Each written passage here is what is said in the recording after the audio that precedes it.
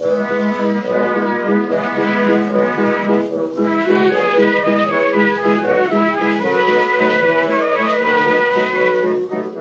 to Loremen, a podcast about local legends and obscure curiosities from days of yore. I'm Alistair Beckett-King. And I'm James Shakeshaft. And James, do you know what I really hate? Do you know what gets my goat? Oh, injustice. Also, apart from injustice? Bad grammar. That's right, compilation episodes. Don't you just hate, like Shades of Grey in Star Trek The Next Generation, where Riker goes into a coma and remembers things that happened earlier in the series? They did a Shades... Was it all sexy memories? No, it's not like 50 Shades. Was it sexy bondage with the Borg?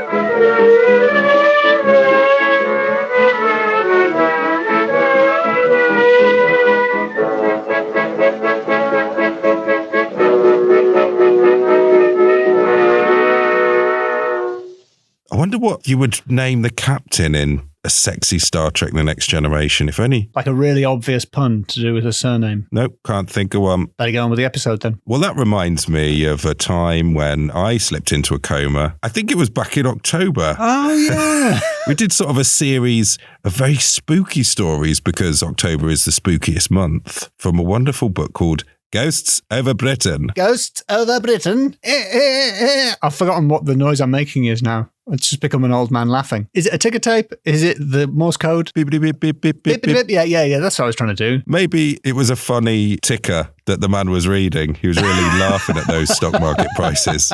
I think the episode you're thinking of, James, was The Ghost and Mr. Chicken. A very, very sad story, as I recall. Yeah, it was sad. So in 1937, John Mahan died of bronchitis. Oh. We're into the tragedy here. It's got real downbeat all of a sudden. He lived on Sherburn Road and he died leaving behind his wife Jane and their 5 children. So she, in straitened circumstances, took on a lodger. And that lodger's name was Mr. Chicken. Mr. Ben Chicken. Mr. B Chicken. Mr. B. I just want to be clear. He was a human. I've seen the picture of him in the book. Well, because it sounds like the naming conventions of kids' books, whereby everyone's surname is the animal that they are. Yes. Which I always thought is impractical because it means you can have one of each animal. Yeah, or they're all related. Yeah, exactly. Mr. Wolf. What's the time, Mr. Wolf? Yes, for example. Mr. Chicken was a human man. Or not a sort of chicken boo from Animaniacs situation. He's not 7 chickens in a trench coat. No, he wasn't. He was a miner from Usher Moor, which should be pronounced Usher Moor, but I pronounce it Usher Moor because it sounds like something that your boss would say if you worked in a cinema. Yes. Apparently, it means wolf forest moor. Oh. Yeah. So Mr. Chicken probably was getting right out of there. He would have been glad to leave. Yes, yeah. Sherburn Road might be a little bit down market, but at least he's free from the wolves. The terror of wolf. So that's our Mr. Chicken, the Usher Moor Mr. Chicken. Now, I tried to corroborate this story, and I came upon a completely separate Mr. Chicken. London has its own Mr. Chicken. Is this just like a chicken shop mascot now? Yes, first of all, there is a branch of chicken shops called Mr. Chicken. This is all about chicken shops. Mr. Chicken is a pseudonym. This Mr. Chicken, his real name, I just can't believe that this is true. His real name is Morris B. Casanova. That's his real name. How do you get a pseudonym if your real name is Morris B. Casanova? Oh, wow. He is the graphic designer who has designed every chicken shop graphic in London. So his sign company make all of them, and they refer to him as Mr. Chicken. You need a chicken shop sign doing, you go to Mr. Chicken. This was discovered by the graphic designer Sharon Hughes, who was writing a book about the aesthetics of chicken shop signs. Ah. They're much more common in London than they are in other parts of the country. If you haven't seen them, the chickens are always thrilled to be serving you chicken.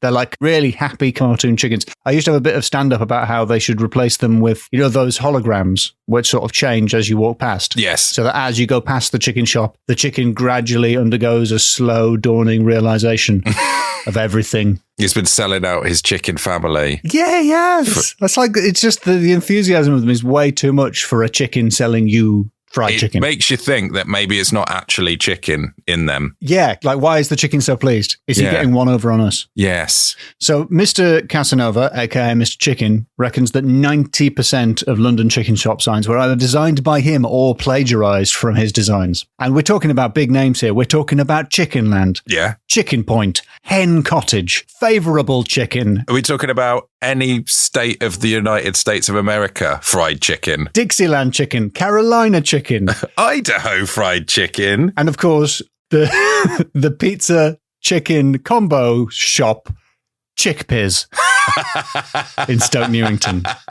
My favourite shop in South London is in Brixton. It's hairdressers or barbers, and it's called Haircut Sir, with a question mark at the end. Yes. Wow, that's great. I love that. So back to the tragedy. So a year after Mr. Chicken moved in as a lodger. He's probably just need to pop some new newspaper down for him every week or so. Fill up his grain silo. A year after he moved in, he and June were married. Aww. And Peter Moss gives us a beautiful quote from Mr. Chicken. "It was not love then," says Mr. Chicken, "just convenience. Real love came later," which is quite sweet. They married as a marriage of convenience, but they came to love each other, and he came to feel great affection for her children. Flash forward to 1944. And I've got to be honest, Peter Moss's writing is really good, so I'm going to quote him directly here. In mid-June 1944, with the excitement and dread of the invasion of Europe the universal topic, Ben Chicken dreamed, or perhaps saw, he is not sure which, the figure of a perfectly ordinary working man in modern clothing standing silently beside the bed, staring hard at the occupants. The apparition stayed long enough for Ben to register every detail of face and dress, and then vanished. Okay, a dream, a one-off dream of a working man watching him and his wife sleeping. And at breakfast the next morning, probably eating eggs, I don't know. Oh. He might feel a bit weird about that. Is he like the logo? Is he sort of coming to the realisation? Yeah, just doing a big thumbs up and a smile, but with sadness in the eyes. He described the apparition he had seen to June, little realising that he was point by point describing the very visage of her late husband, John Mahan, who had died just a few years earlier. A man who Ben Chicken had never seen. Sorry, so she's now married to Ben Chicken, and she used to be married to... John Mahan. So she used to be married to a Mahan, and now she's married to a chicken. Yes. It started as a marriage of convenience, because there's nothing more convenient than marrying a chicken. That was episode 82, James. Of series 3. Of series 3 of Loremen, the podcast. This is a long series, isn't it? It's been going on for a while. A lot of people are confused about how long this year has lasted. 2 full years? Series 1 was 8 weeks. Series 1 was 1 episode, if I recall correctly. Like a ghost duck or something. Who is the guest that has appeared on our podcast the most?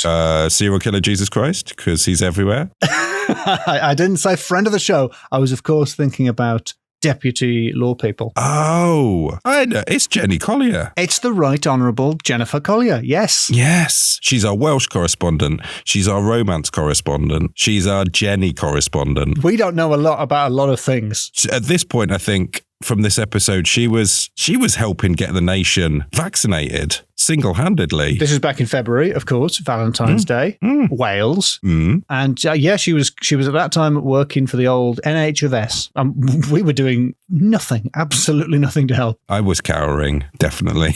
You should be warned, this episode sounds rude, but it's not. Oh, yeah. Because it's just Welsh. Yeah. Wow. But if you're sensitive to that sort of thing, watch out. It's amazing how sweary Welsh sounds. Mm-hmm. Do you think we got our swear words because we just thought Welsh people were swearing or something? Are you suggesting that Wales is some kind of bigger boy leading England astray? Because I don't think that's historically accurate. I think it's just whisper. I think they're whispering about us. Here's Jenny with The Lady of the Lake. Not that one. It's also important to know that Jenny is Welsh, even though you don't sound that Welsh. I don't sound that Welsh. Yeah. So say hello to us in Welsh to prove it. Hello. Right. Do you want to know what 500 is? I might have told you this already, and it might be too rude for the podcast. No, tell us again. I'm desperate to know. Do you know what 500 is? Pimp cant.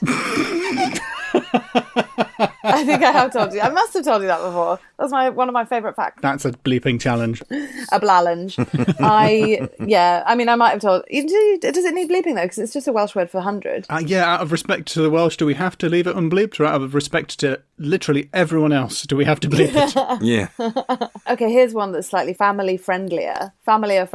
Do you know, I might have told you this already as well. Carrot. What's carrot? Moron. Oh, nice. Moron. Ah, 500 carrots is just a string of insults.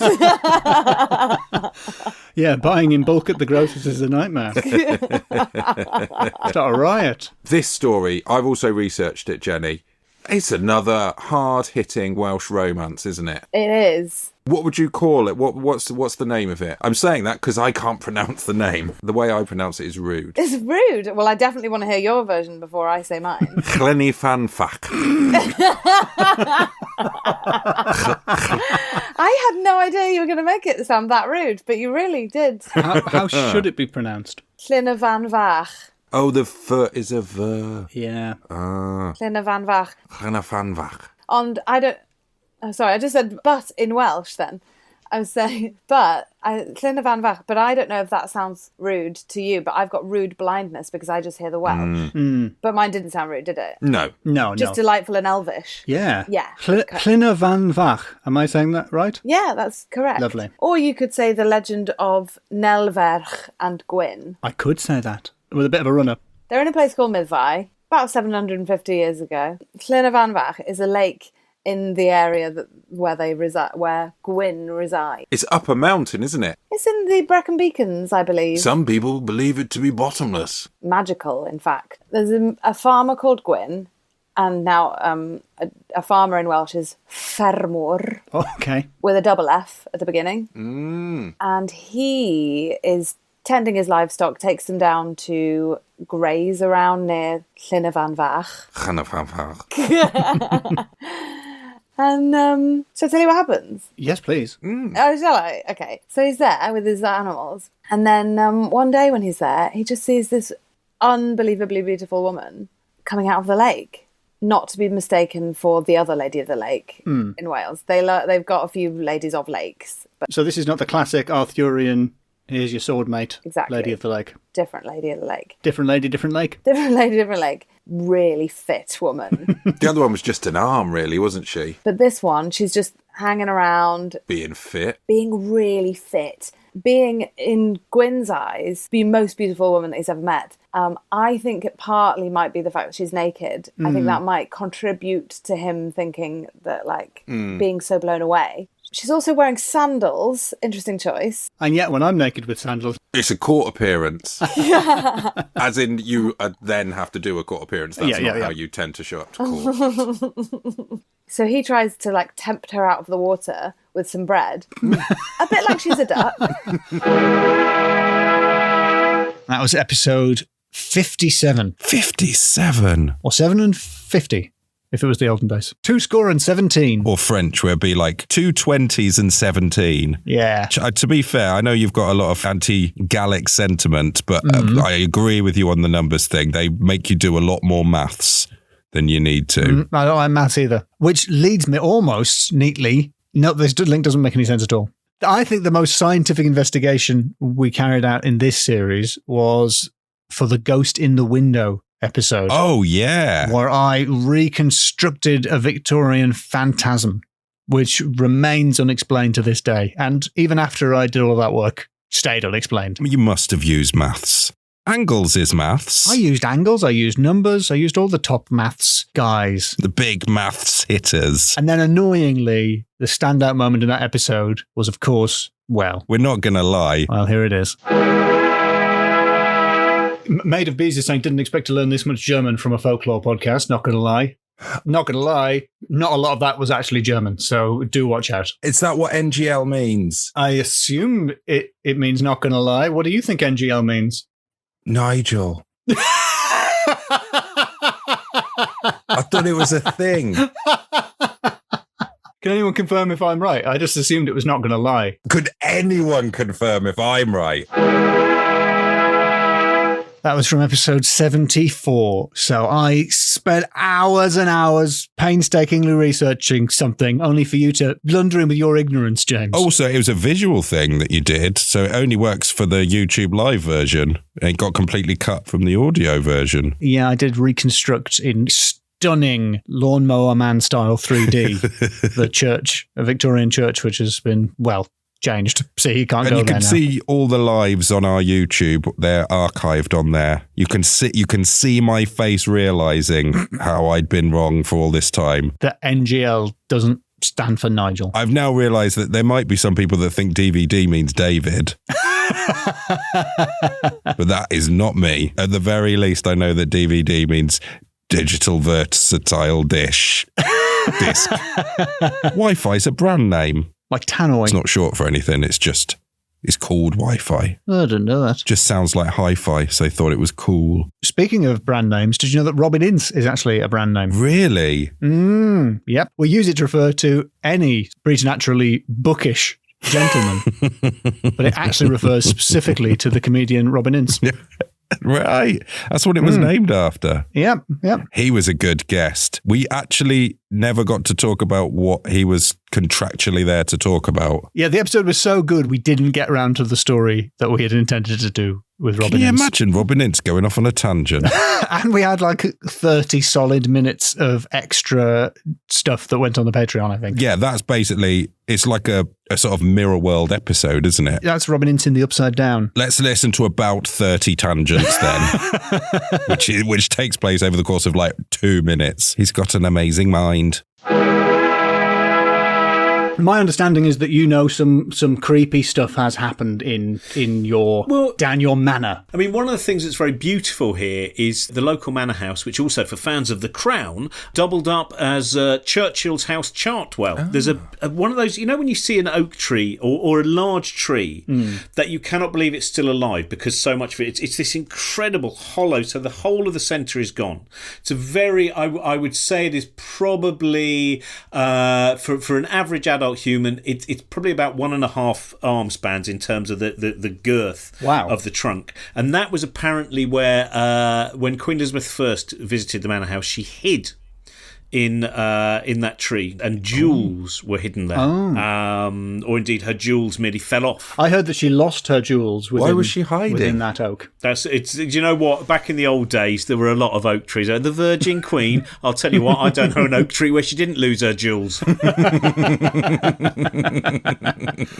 the listeners' benefit, you took a little sip of tea there after that one. Just black coffee, mate. I'm a beatnik, okay? I beg your pardon.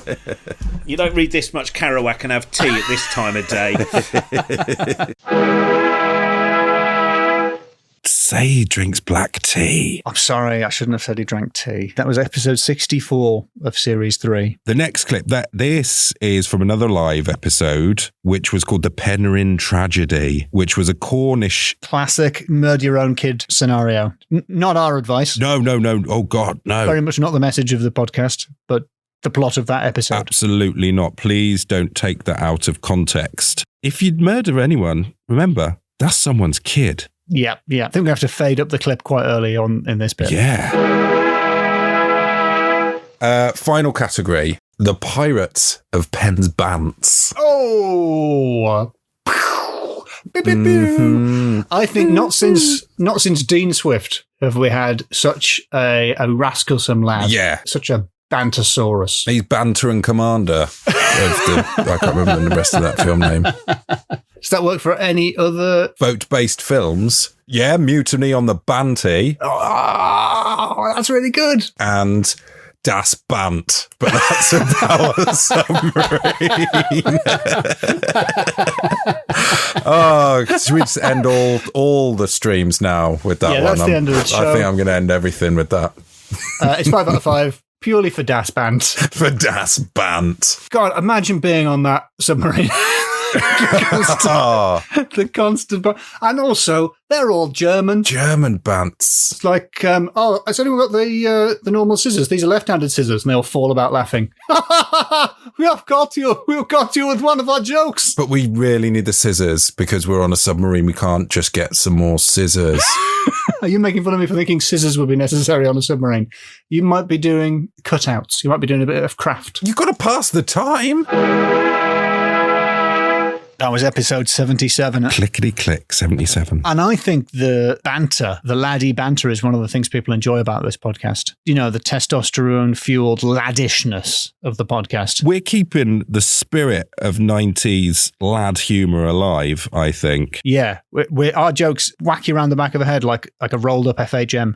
Yes, exactly. If you don't know what a magazine is, it was like a website.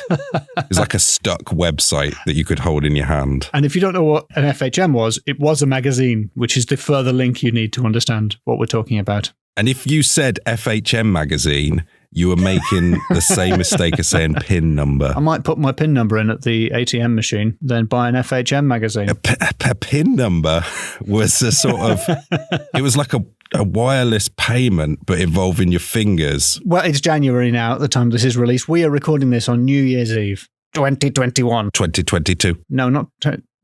Oh, yeah, New Year's Eve, 2021. New Year's Eve, 2021. Preparing ourselves for 2022. Sorry, I think I was a little short with you there, James, and I'm sorry. I'd like to apologise. No, that's...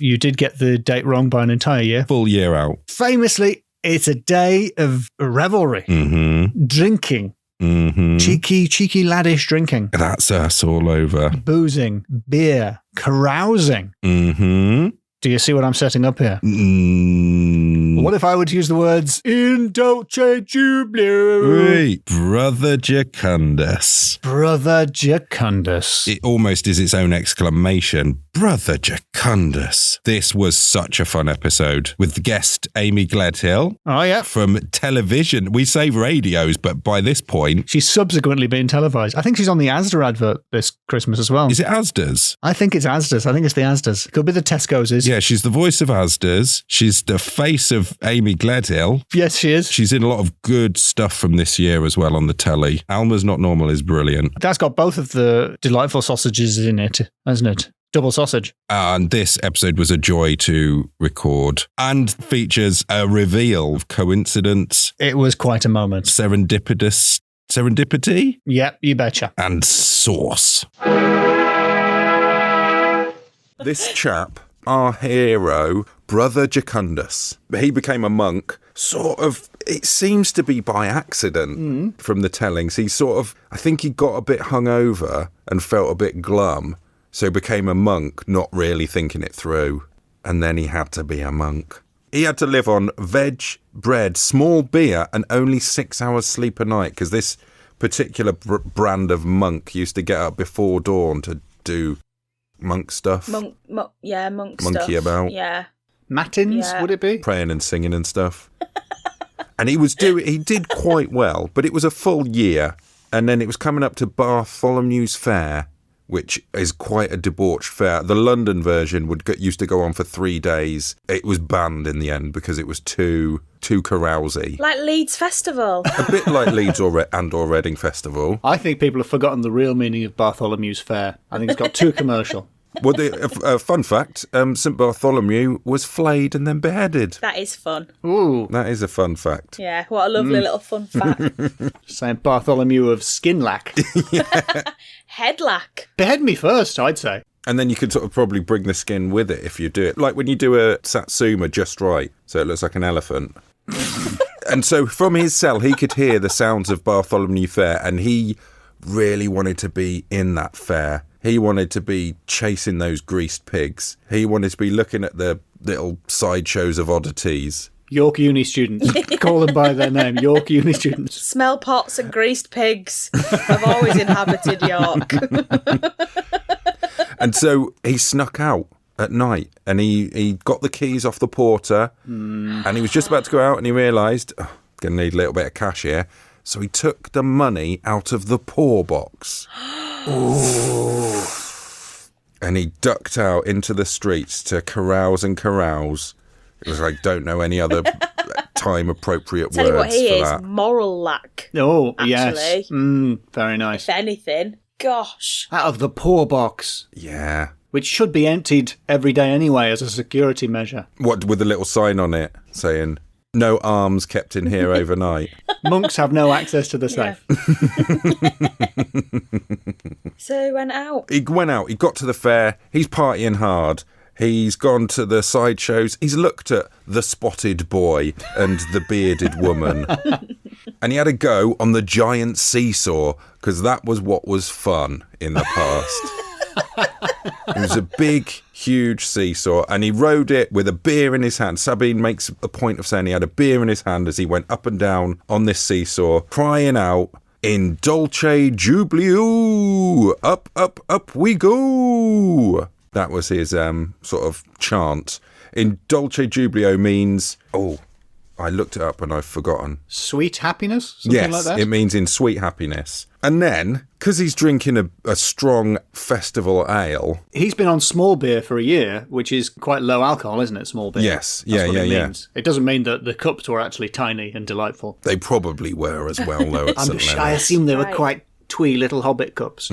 But it mainly means that it wasn't that alcoholic. It's like about under 3% or something like that. But he's drinking festival beer. Carlin or something. Yes, your Carlings, your brother's pear ciders. He's probably taken everything anybody has given him as well during whatever has been on offer. He's in there. Oh, yeah. You're not getting on a seesaw without, a bit of something that someone slipped you, are you? A couple of stink pots. I'll have half a smell pot. Come on, get me on seesaw. Turn them screams up. Just nodding along to the screams. Back at the St. Leonard's Priory, the porter woke up. His keys are gone. He wakes the friar up. He looks in the poor box. The poor box has gone. They get all the monks down. Brother Jacundus has gone. Oh, gosh. A quick tonsured head count. Slap, slap, slap, slap, slap, slap, slap. That's not the right number of slaps. That's... Wait a minute. Again, like a slow hand clap. Yeah. So what they did is they sent the two most boring monks to go and find him because they knew that they wouldn't get distracted by the fair. That would be me. I mean, you've been to Glastonbury with me, James. You know what I'm like. A very boring monk. A very boring monk, yeah. Yeah, so these two boring monks find Brother Jacundus fallen off the big old giant seesaw. He's drenched in the ale. He's leathered. So they have to take him back in a wheelbarrow. And he's still singing as he's going. He's in Dulci Jubilo. Up, up, up we go. He sings it to the porter as he goes by. In Dulci Jubilo. Up, up, up we go. And he's wheeled into where all the monks still are, fuming. The disapproval room. Yeah. And he's tried there. He's tried then and there. And they say, have you got anything to say in your defence? And he goes, in Dulci Jubilo.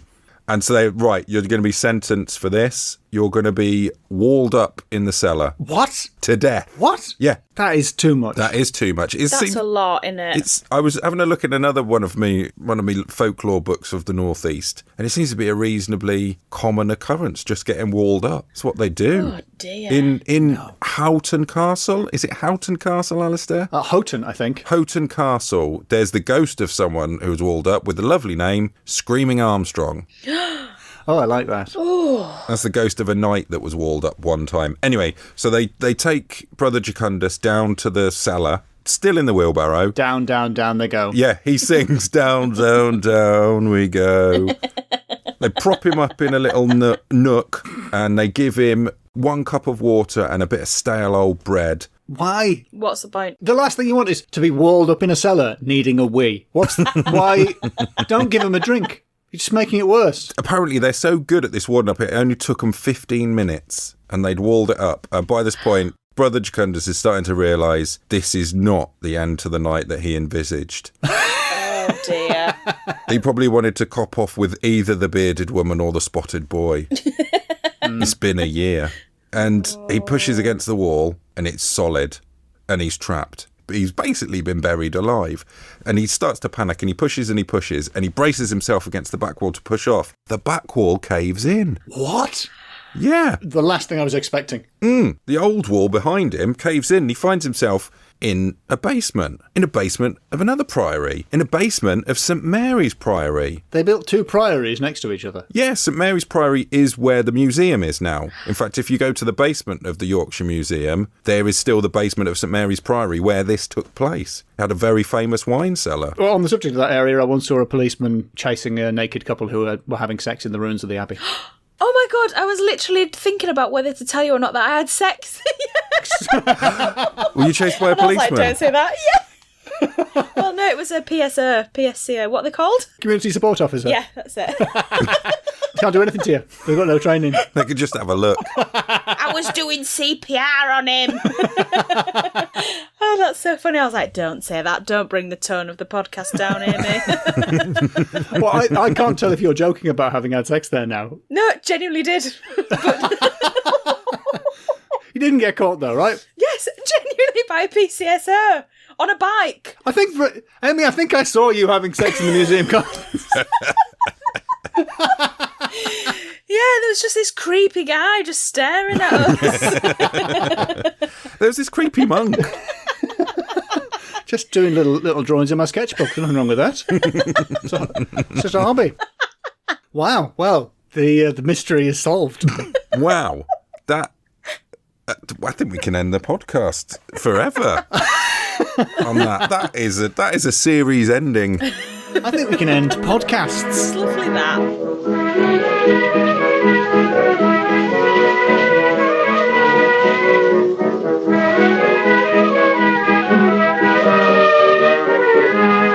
You have been listening to the Lazy Loremen compilation episode with me, Alistair Beckett-King. And me, James Shakeshaft. Plus Deputy Lore People Jenny Collier, Robin Ince, Amy Gledhill and Marjolein Robertson. Wait a minute, we haven't heard Marjolein Just keep Robertson. listening after the music, there'll be a bit more. Is it one of our world-famous post-credits scenes? It is one of our trademark post-credits bits, so keep listening. I think the MCU nicked it off us. Well, thank you so much for listening to this episode and every episode you listen to in 2021. 2021. And thanks for listening to this best of, even if you'd listened to all the bits before.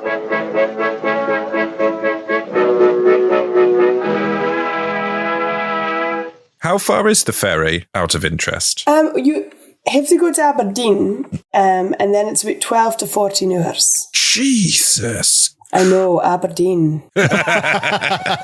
Jesus. Since I've recently gotten loose on assembling the episodes, I actually did a double post-credit recently. I know. I couldn't help myself. I was actually quite angry about that, but because you can't have a post-credits, you can't have a post-credits bit. It's too much.